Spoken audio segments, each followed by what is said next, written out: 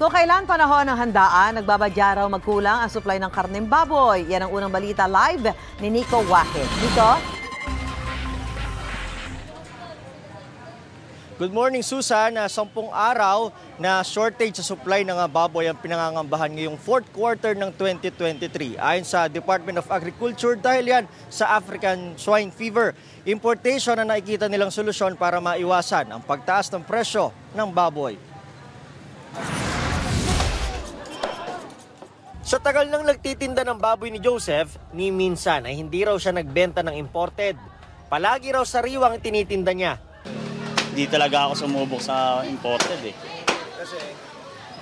Una, ang hirap din pakitain kasi nagre-recycle yung pagka nilagay mo. Siguro yung mga sanay na magtinda, yan. Pero katulad kung puro sariwa lang ang hindi talaga .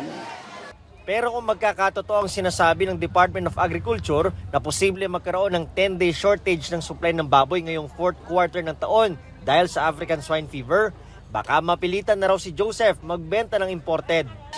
Siguro kung walang-wala talaga na may tinda, pero hanggat may tinda kaming sariwa talagang priority namin. Importation kasi ng baboy ang nakikitang solusyon ng DA para maiwasan ang malalang pagtaas ng presyo ng baboy. Inaasahan na raw kasi ang pagtaas ng demand lalo't bare months na. Yung import natin ang magkikip ng balance doon sa pangangailangan ng ating bansa.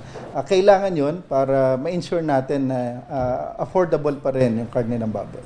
Pag pumasok yon yung imported na karne ng baboy, so hindi tayo magkakaroon ng problema sa stock. Si Peter natuto na raw kapag ganitong tumataas ang presyo ng baboy. Gaya ng yung ginagawa naming barbecue. Pagka sariwak ng baboy natin, pag tumaas yun, hindi na namin kaya yon dahil ang bintahan naka-fix sa kasi yung bintahan namin. Ngayon, kukuha kami ng imported. Kapag pinilit daw kasing sariwa, sila ang malulugi. Kung magtaas sila ng presyo, lalo raw talo dahil mababawasan sila ng customer. Hindi mo mabibigla ng taas eh.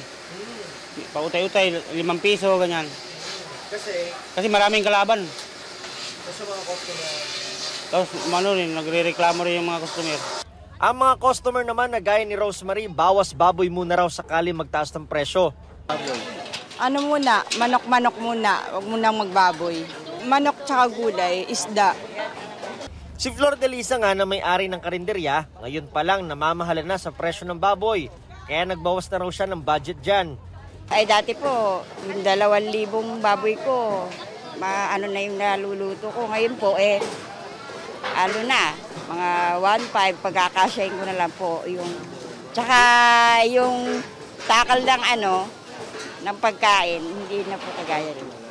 Kung magtaas pa ang presyo ng baboy ngayong patapos ng taon, baka ibang putahe na lang daw munang itinda niya. Ang DA naman, titingnan daw kung kakailanganin maglagay ng SRP o Suggested Retail Price sa baboy.